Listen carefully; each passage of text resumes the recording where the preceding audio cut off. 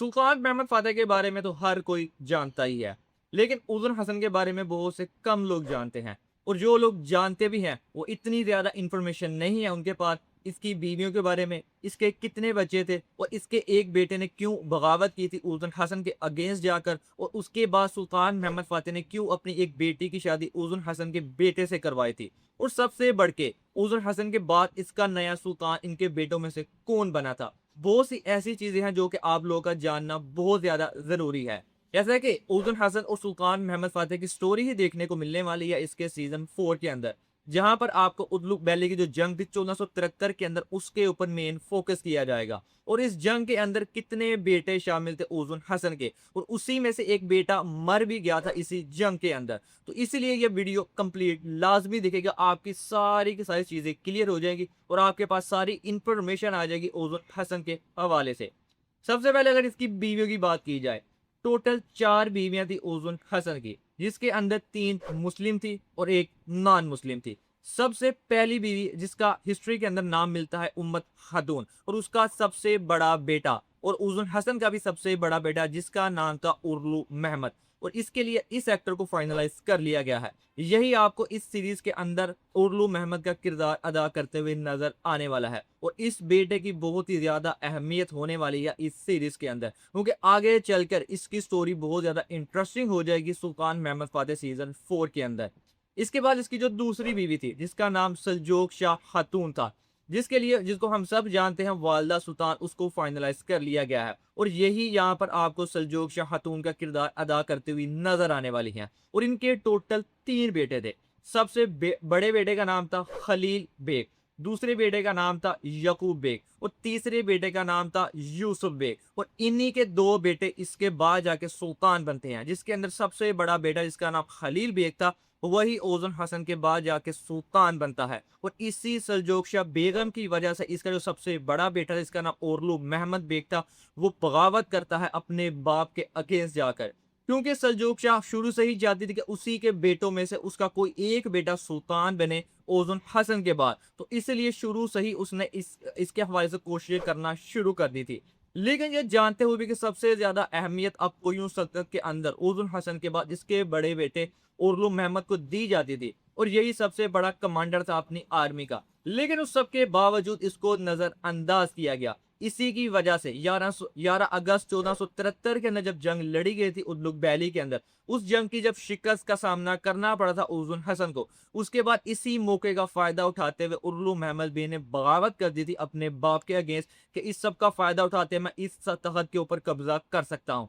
लेकिन वो उसके अंदर कामयाब नहीं था हो सका, और फिर उसे वो मुल्क छोड़कर भागना पड़ता, और वो फिर जाके सुल्तान महमद फातेह के पास पनाह ले लेता है।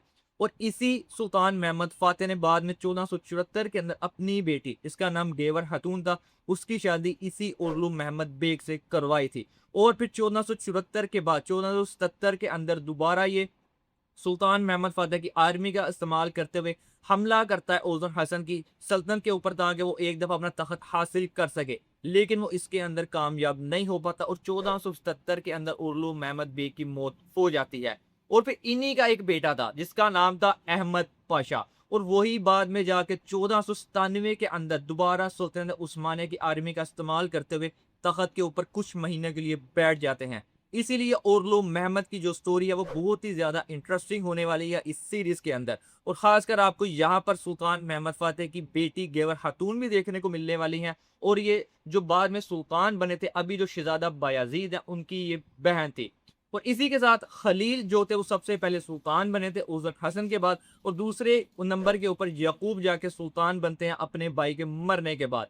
इसके बाद जो उनकी तीसरी बीवी थी जिसका नाम डेस्पिना खातून था, और पहले उनका नाम थियोडोरा था, और ये जो तराबजून का शहनशाह था जिसका नाम केका मेनोस था उसकी बेटी थी। और इसके टोटल 2 बेटे थे, जिसके अंदर एक मिर्जा मकसूद था और दूसरे बेटा का नाम मसीह बेग था। और मिर्जा मकसूद के लिए भी इस अदाकार को फाइनलाइज कर लिया गया है, और यही आपको इस सीरीज के अंदर मिर्जा मकसूद का किरदार अदा करते हुए नजर आने वाला है। और इनकी चौथी बीवी जो है उनका नाम नहीं मिलता हिस्ट्री के अंदर, लेकिन जो इसका बेटा था उसका नाम जैनल मिर्जा था। और जैनल मिर्जा आपको इस सीजन 4 के अंदर लाजमी दिखाई देगा। लेकिन अभी तक इसके लिए अदाकार को फाइनलाइज नहीं किया गया, क्योंकि जो जंग लड़ी गई थी 11 अगस्त 1473 के अंदर, उसके अंदर टोटल इनके 4 बेटे इनके साथ शामिल थे इस जंग के अंदर।